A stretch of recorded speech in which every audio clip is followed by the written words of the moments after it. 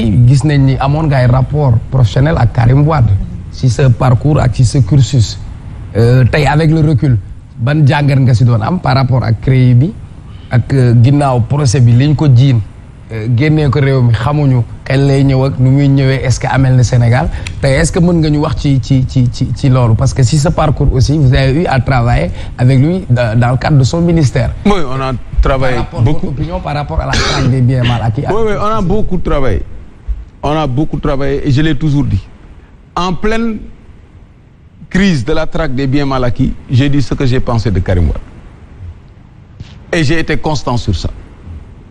L'homme que je connais est un homme compétent, sérieux, travailleur. Loolu la ñu seq ci ministère bi et toutes les enquêtes qui ont été faites montrent que ci ministère bi en tout cas on n'a eu aucun problème. Sur le plan politique bi may choisir sama camp politique ànduma ak moom politiquement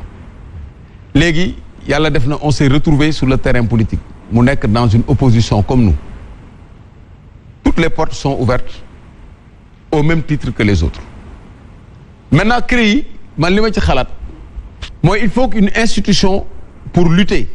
contre l'enrichissement illicite institution bi dafa war a respecter toutes les règles y compris ñu mën a attewaat am possibilité aussi droit yi nga xam ne ki ñu jiiñ yëpp jox nañ ko am na ko ñu joxoo ko donc il faut une réforme de cette CREI. Est-ce qu'il faut l'appeler CREI? Je ne pense pas. Il faut le mettre dans ci biir juridiction yi d'accord naa ci jox ko yenn compétences yi spécialisées na am prévention am ni nga xam ne dañuy fagaru am ni nga xam ne dañuy enquête ak ni nga xam ne dañuy sanctionner maanaam dañuy dóor ñi nga xam ne ñi dañu nekkul ci yoon pour man loolu réforme la boo xam ne bii dafa am importance mais li may bañ mooy utilisation politique nga ñëw ne man maa yore nguur gi sama gars yi kenn du laal kumba am ndey kumba amul ndey dañ koy laal loolu boo ko defee ñaari yoon ñetti yoon rek da ngay fausser débat bi kon ci stratégie bi benn mooy ñu d'accord affaire transition bi te affaire transition bi problème bi ciy tegu mooy affaire poursuite yi après la perte du pouvoir loolu il faut que ñu organiser ñu waxtaanee ko beneen bi mooy ci affaire constitution bi loolu waxuma sax Sénégal mais Afrique Union africaine mission bi mu war a am mooy mu fixer ay règles ci naka la ñuy jëlee pouvoir ci pàcc bi jox ko pàcc bee ba nga xam ne kenn du ko mën a violer comme ni ñu koy defee comme ni ñu ko war a defee ci ressources naturelles yi coow li ñuy wax yëpp ay Union africaine yëpp ñaari problème yi gën a indi crise ci Afrique mooy pouvoir bi ak ressources yi ñaar yooyu ressources yi mooy sous-groupe bi mooy corruption yi donc su fekkee da nga am Union africaine di ci cotiser muy mobiliser monde bi yëpp ñu naan Afrique la ñooñu union te ñaari problème yi nga xam ne mooy vrai problème africain yi bokkul ci sujet Union africaine yi on a un problème donc ñun suñu rôle pour ñu nekk une grande opposition parce que une grande opposition dañu réunir conditions pour nekk parce que ñu bari ñu nekk ci opposition bi au Sénégal nekkoon nañu au pouvoir loolu c'est une situation inédite ñi nekk opposition bi ils ont géré le pouvoir loolu en 2000 ñi nekk opposition mosu ñu gérer pouvoir Wade moo defoon benn intermède rek avec la majorité élargie mais à partir de 2000 opposition bi dafa nekkoon ci pouvoir moo tax ñu doon wax opposition républicaine aujourd'hui chance boobu la ñu am mais li ñu war a éviter mooy compromission et loolu d'accord naa ak yow ñu ne ñun ñooy homme politique yi lu ñu neex la ñuy defante suñu biir dañuy baalante ku mu neex nga jël la neex boo demee ci pouvoir bi ñu couvrir la loolu man d'accord mu donc voilà un élément stratégique gestion transition beneen élément stratégique naka la ñuy def ba am instrument yi fi am te vote lay jaar muy majorité au niveau de l'Assemblée nationale. Très bien, oui, Omar, enfin. mais président sax bari ñi dañ lay bàyyi xel. dañ lay bàyyi xel. dañ lay déglu. Serigne wax na ko léegi c'est-à-dire il faut que Sénégalais yi tamit di ràññee ku nekk li nga mérite ak li nga war a yor waxal yàlla rek wax ci ay critères de choix pour ceux qui doivent être à l'Assemblée nationale même bu doon yow kese da nga fa war a ne réew mi soxla na ko loolu mooy li am campagne ñu waxuñu mais nag xel a nangu ñi mel na yow war a mën a toog Assemblée nationale di défendre askan bi sëriñ wax am na maa dégg bu baax fi ngay waxee dégg naa ko mais réew kenn du ko gérer ci ay contentieux yu yàgg on a le contentieux du 3e mandat on a le contentieux du maire de Dakar Barthélémy Dias on a le contentieux de Khalifa Sall on a le contentieux de Sonko mais réew moom mënu am stabilité. Ça va être difficile. Ce sera difficile. C'est pas possible. Il faut que ñu élaguer tous ces contentieux là pour arriver maintenant vers une stabilité et gérer ce pays. te yooyu parfois qui dirige mooy am grandeur pour qu'on arrête tout ça. qui jiite mooy am grandeur comme l'a fait Ablaye Wade avec Diouf maa la dégg bu baax président fi ngay waxe maa la dégg boo bëggee jiite ak quel que soit ce qui se passe il faut nga am un esprit de dépassement vis-à-vis de celui bi nga succédé. parce que Wade Diouf dafa jóge ci nguur gi mu seeti waajuram bu jigéen yónni ko mu dem UEM France c'était pas gratuit c'est pour créer la stabilité te yooyu dafay am solo ci réew. Wade bi mu yoree réew bi Macky defal na ko mais li ko yàqal mooy CREI bi CREI boobu am na lu bëri loo xamante ni ne rey na ko moom Macky ba tey mënoon na réaliser lu bëri mais effet conséquence su CREI bi tey tax na lu bëri nit ñi gisuñu ko CREI boobu moo gën a yàq te kii fa lay waxee réew ki ko jiite boo ko tiitalee mën na ci jéem a moy mais bu xelam dalee xam ne bu fi jógee bu demee xelam dal kooku mën na du am conséquence moo tax mu wax cet esprit modéré parfois il faut être modéré parfois ton adversaire peut faire du bien nga ne ko li nga def rafet na bu ëllëgee bu deful lu baax nga ne lu baaxul day tax xelam dal ba bu ëllëgee buy dem xelam dal parce que nous sommes en Afrique te fii dafa am ay réalité yoo xamante ni moo am ci réew mi donc yooyu il faut ñu si tenir compte te d'accord naa ci yi nga wax yëpp dama xam bu baax fi ngay wax c'est un pays de compromis nen ne CREI bi ñu ko mettre en place am na ñoo xamante ne convoqué nañ leen yóbbu leen ba ci procureur ñu taxawal nañ tëj ay intervention taxaw kooku ñu bisiwaat xamuñu la moo ko indi réew bi lépp la ñuy mettre sur la place publique mais am na ñoo xamante ni il faut ñu gérer ko donc situation bi ñu nekk président ci moom moo ko war a tempérer nit ñi seen xel dal ñu xam ne lu am dinañ xam ne lii xel nangu na ko nii la demee mais am na yoo xamante ni boo koy posé ay acte nit ñi seen xel day ñaaw munoo organiser présidentielle créer parrainage élection locale créer parrainage nga indiwaat législative parrainage gars yi dañu naan kii am na lu mu bëgg a jëm. oui absolument. et c'est ça c'est des petits actes mais des actes yoo xamante ni ñii dañu naan mais kii lu mu bëgg a def. loolu moo tax nit ñi seen xel di ñaaw à chaque fois qu'il y ait une chose jaru ko li nga war a def ko marquer ton empreinte éterniser ton existence à travers sa gestion cela n'empêche en rien nga dem ñëpp di fàttali ko ne kii bàyyi nit booy bu rafet yooyu lu réew mi soxla keneen ku war a ñëw mais ñun malheureusement président loolu mooy suñu problème réew bi loolu mooy suñu problème mënoo diriger sa mandat kii mu jeex nga dem bu rafet organiser ay élections ñu rafetlu ko ñëpp tam il faut ñu créer ay débats il faut ñu créer ay contentieux te yooyu dañ ko war a élaguer dañ ko war a régler définitivement maintenant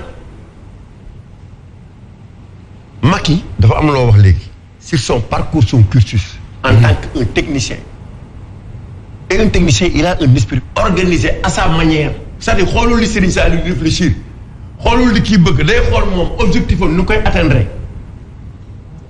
c'est-à-dire nga bëggal ko si wala nga bañal ko moom li mu bëgg loolu lay wëri c'est-à-dire foofu la waxee Omar Faye loolu c'est du machiavélisme. waaw loolu laa mais non moom laa lay wax dama ne la parfois dafa am ñoomante ni seen esprit ñoom xooluñu li xool dañuy seet ñoom seen objectif bi na la koy atteindre. Or boo seet ci son parcours même élection locale Wade a été averti lors des élections 2009 Serigne Saliou. ñëpp la xamee ne kii day perdre pouvoir bi Wade c'est fini parce que pratiquement il a perdu toutes les grandes villes en 2009. Donc il a été averti comme quoi yow c'est fini même si tu veux un troisième mandat tu ne pourras pas l'avoir. Mais Macky en venant il a vécu en 2014 lors des élections locales. Il a perdu comme Wade toutes les grandes villes mu transformer changer les cartes d'identité changer le fichier électoral. Organiser référendum. il a moom lay wax nii. mooy fin stratège bi. mais moom lay fin stratège moom lay wax nii. ci loolu la gagné législative ci loolu la gagné présidentielle. Aujourd'hui il revient pour mettre en place encore le parrainage. Il va organiser des élections législatives maintenant kan mooy bokk. La grande question. C'est ça la grande question. donc gis nga mbir mi. kan mooy bokk. Or législative bi mooy élection de confirmation. C'est-à-dire où parce que moom élection locale du élection de confirmation ou d'avertissement pour Macky. Pour Wade oui mais pour Macky ce n'est pas le cas parce que il a vécu ça. Et il a gagné les législatives, il a gagné les présidentielles. Aujourd'hui, c'est à travers ces élections législatives, c'est la ñuy xam est-ce qu'on peut régler définitivement le problème du troisième mandat. enjeu bi ci consultation bi la Omar soxna si vraiment man kontaan naa parce que lii laay jéem a expliquer ci français te xam nga français du sunu làkk mun nga koy expliquer façon bu nekk pour nit ñi comprendre ko dafay jafe lii laay expliquer am na saa ay audio wolof si ma bëgg a def pour expliquer ko xam nga bu la dafa am loo xam ne bu la dalee il faut nga jël position 2009 bi Wade amee avertissement boobu lan la def dafa ne dinaa am problème mu troisième mandat qu'est-ce qu'il a fait dafa dugal projet de loi pour tuer la question du troisième mandat avec le ticket présidentiel. xam nga ticket bu amee dootuñu compter mandat mu dugal ticket yemu ci mu dugal dugal 25% boo ko amee tu passes c'est sa réponse politique à la défaite de 2009 maintenant la réponse politique de Macky Sall à la défaite je l'appelle comme ça parce que les grandes villes ont été perdues c'est symbolique la réponse politique de Macky Sall à la défaite moom la dévoilé wul c'est ça sa force stratégiquement il n'a pas dévoilé Wade dafa dévoilé en proposant un projet de loi dafa taxaw ne maa waxoon waxet ba pare indi projet de loi gars yi jàmmarloog moom mais Macky waxul loolu dafa ne teg ñu pare local yi rek mu ne damay organiser législative te ñu bare rek ñoon ragal opposition bi dans sa stratégie dañu ne nañu gagner local yi pour obliger Macky à organiser les législatives ñu pare élection yi rek Macky moo njëkk a annoncé ne day def législative léegi amatul dina am ak du am pourquoi mu ne day def législative stratégie am foofu la nekk quelle est sa réponse premier élément de réponse génne na ko mooy parrainage avec un logiciel de contrôle boo xam ne bii ñoom ñoo ko concevoir seen bopp loolu dinaa ci dellu si j'ai demandé que ñu rejeter logiciel bu ñu ko accepté moom nañu xam ne perte nañ loolu moom c'est clair. mais est-ce que c'est pas trop tard. c'est pas trop tard c'est pas trop tard un combat n'est jamais trop tard donc loolu mooy premier élément bi feeñ moo tax man may jéem a feeñal yeneen yi. yeneen yan où se trouve le piège président. benn bi wax naa ko. parrainage. PM Bara Yogo. mais am na beneen. premier ministre. parrainage. nee na wax naa ko. président xaaral ma jox la beneen bi xaaral ma dolli beneen bi. ils sont dans une dynamique il y a une dynamique de création des pôles yoo xamante ni ne c'est ku nekk fa nga bokk c'est-à-dire c'est idéologie la nga gëm kii socialisme la gëm kii libéralisme la gëm kii lee la gëm fu ne ñu ngi ci dynamique boobu c'est-à-dire Macky aujourd'hui est prêt même si le PS se retrouve que le PS se retrouve avec Khalifa Sall ça l'arrange c'est-à-dire qu'aujourd'hui tous les socialistes disent que nous voulons maintenant qu'il y ait une comment dire, réunification de la famille socialiste en proposant Deme Khalifa Sall. Ils sont prêts à ça. Pourvu qu'il se retrouve qu'il y ait une division entre les différentes coalitions. Et que même demain, vous pouvez retrouver qu'il y ait une retrouvaille, comme Nico Serigne waxé, de la famille libérale. Oui. Que toute la famille libérale se retrouve. Maintenant, comment ça me maintenant, le problème, c'est que je ne sais pas là où je vais positionner Nyom président Boubacar ou les Sonko, mais je vais vous appeler les technopoliticiens. Ou bien les technopolitiques, comme l'avait si bien dit. Comment maintenant, d'autres pôles vont se retrouver pour voir, aussi, il faut y réfléchir. Parce que vous n'avez pas une dimension, dimension grave, la gars, ni réfléchir. Pour mettre en place des pôles. Va-t-on arriver à ça ou va-t-on ne pas arriver à ça? Dans la mesure où, man suma sañoon li mu gën a wóor mais ku ci ne bu bàyyi woon égoom créer une liste unique de l'opposition aller vers des élections que les leaders eux-mêmes et puis que les militants acceptent d'être derrière que les leaders soient devant gérer les listes dem élection lañ yàlla may ñu jël ko mais buñ ko deful aussi il faut ñu wax beneen bi neen si l'opposition ne se retrouve pas et que Macky gagne bu fi kenn taxaw di wax de bu kenn wax ne dañ ñoo non s'ils n'acceptent pas ñu xam enjeu yi ak eux ils n'acceptent pas de se retrouver dans leur grande majorité ñu accepté dem élection Macky gagné te ñu xamoon li xew bu kenn wax parce que 2017 Wade l'avait dit absolument bien que parfois je vois Serigne Saliou attaqué ne Wade demul woon ay Wade dafa accepté woon mais 2017 Wade l'avait dit allons au niveau du ministère de l'Intérieur réclamons notre sésame républicain qui est la carte d'identité et les cartes d'électeurs parce que lañ ñu bëgg def loo tey dañu bëgg hold up élection yi mais les gens l'avaient pas suivi dañ ne Wade mi buzz lay wut wala ci bëgg ndam wala lii ak lii qu'est-ce qui s'est passé en 2017 on a perdu les élections te lañu démb après la ñuy mujjee ne la ñu Ablaye Wade waxoon kan mooy dëgg donc parfois c'est parce que Wade aussi non mais c'est ça le PDS avait trahi non le PDS n'avait pas trahi le PDS ce que le PDS avait dit est clair le PDS a trahi Macky a déjà gagné les élections non Macky a déjà gagné les élections Wade l'avait dit maintenant qu'est-ce qu'on doit faire allons au niveau du ministère de l'Intérieur nous tous nañu ànd dem ministère de l'Intérieur réclamer nos cartes d'identité mais les audios sont là les déclarations sont là maintenant est-ce que aujourd'hui les gens accepteront comme yow ni nga ko defee woon lors des élections précédentes nga dem ànd ak Sonko ne gis nga ne man malgré que am na lu ma yàlla may ci xam-xam am na lu ma yàlla may ci capacité mais gis naa ne politiquement kii la yàlla teg ci kanam ma jiite ànd ak moom est-ce que les gens vont accepter ça c'est ça le problème dans la politique. Mais pour Lolo, excuse-moi toujours, parce que c'est très intéressant. Rapidement, s'il vous plaît. Oui, en 2019, est-ce que imagine